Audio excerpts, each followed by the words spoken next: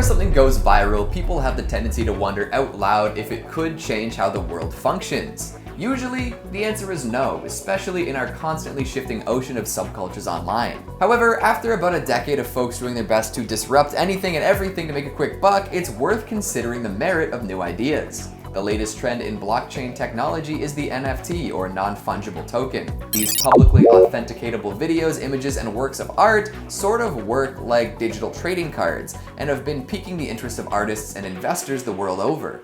So it's worth asking, are NFTs the future of art? Let's talk about it. NFTs might seem like they just popped up overnight, but the technology has been there for a while. Just like the Bitcoin boom, it took a while for the wheels to truly start turning, and we're only now seeing the large-scale results. While not exactly the same thing, gacha games managed to make some serious cash over the years by presenting players with rare, limited edition, and otherwise hard-to-acquire characters and avatars. I can't prove it with any sort of evidence, but it seems that this kind of transaction, money for difficult-to-replicate digital assets, might have inspired some of the success NFTs have managed to achieve. That's not the only factor at play here, though. You might have noticed that NFT popularity skyrocketed around the same time that Pokemon cards started rising again in popularity online. It's the same kind of idea, with a limited, collectible resource being valued because of its rarity and not because of its inherent value. But with NFTs, the limited resources are totally digital. Games like CryptoPunks and CryptoKitties have been around for years now, with folks collecting the finite digital tokens,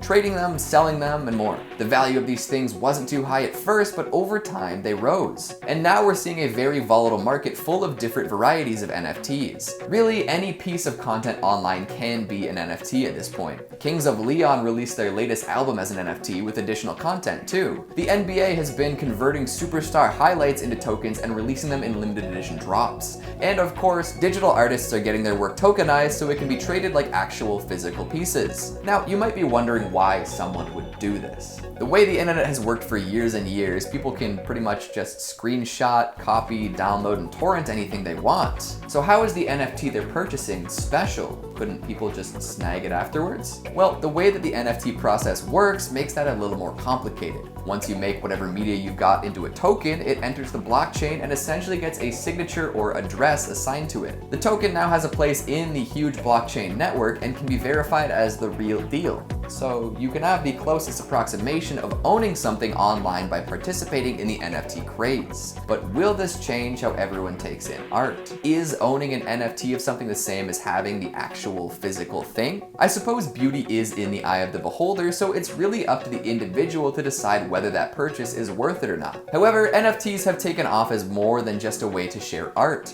A lot of folks see them as investments first, art second, which may not be the healthiest way to keep the art going. NFTs have been treated kind of like cryptocurrency lately, especially because they exist on the blockchain. Investors buy them up banking on their value rising so they can sell them off later. I know that's how some people view the traditional art market, but it feels like it cheapens the work, doesn't it? Just minting the art so it can be bought and sold on blockchain regardless of whether you like it or not. Some folks say it helps the artists and allows them to make money in a new way. And for some artists, this might be true, especially ones who are relatively high profile. Investors and art collectors might be willing to shell out big bucks to own an NFT made by Grimes or Beeple, but smaller artists might have a harder time getting their work valued at all. Because of the way the market seems to swing and the initial cost of getting tokens minted, most of the money goes to people who are already established. So, like a good deal of traditional high art, it's tough to break in as a new artist to the NFT game. Making matters worse, there's the trend of bots automatically minting viral posts and claiming any profit for people who did not make that piece of art. Artists on Twitter have noticed that if one of their posts get popular,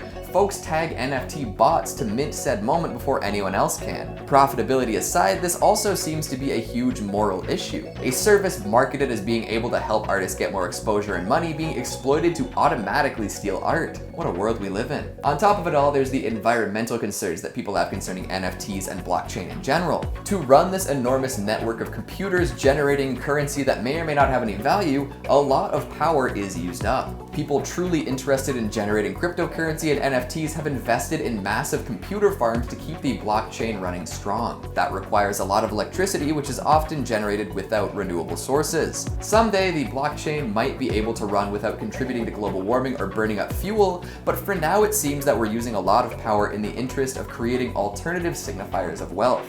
One last thing. NFTs could potentially just disappear after you've purchased them. Thanks to the way that the certification process works, if the person at the other end who created that piece of art decides to remove the source media, it could just disappear from the owner's wallet. The certification would still be there that would bring you to a certain web address, but nothing would actually be displayed. Eventually, one would hope that a failsafe is put in place, but for now, it's the Wild West. To summarize, we've seen a huge jump in the popularity of tokenizing and legitimizing online pieces of media for the purpose of collecting and investing lately. There are benefits to this process, like offering artists new ways to make money and allowing collectors to experience art in a new way. NFTs also tend to be treated like cryptocurrency with all the fluctuating value that comes along with that. But it seems that people who already have plenty of money on hand and who might want to influence the market beyond the value of the art itself have a big advantage. Plus, the whole process is kind of ethereal and wasteful. So are NFTs the future of art? I would hope not. There's a place for this technology for sure, but as of right now, it feels as though it's assigning arbitrary value to things for the sake of cashing in. But as the popularity of this technology rises and even more people become aware of it, it could very well get even more popular. So, what do you think? Will NFTs change the way we consume art, or is it just a fad being pumped up by folks who want to make some quick money? Make sure you let me know down in the comments. Speaking of comments, let's take a look at some of your more gregarious ones from What If the Necronomicon Was Real? Hilltop Boys says that book can stay where it is. We have enough problems with SCPs, and Godzilla and Kong together is Kongzilla, like Sharktopus. It's too late, man. The Foundation already has it in containment. Also, good call with the Kongzilla. Daniel Claw says, well damn, if you were a power-hungry fool, then this book would be the one for you. For me, I'm just hungry for food. Well, I'm sure that the Necronomicon could grant you a wicked meal or two. Derek Mamaconian says, non-Euclidean spaces is a concept from differential geometry and topology. I know Lovecraft used it in his stories, but what's so terrifying about that?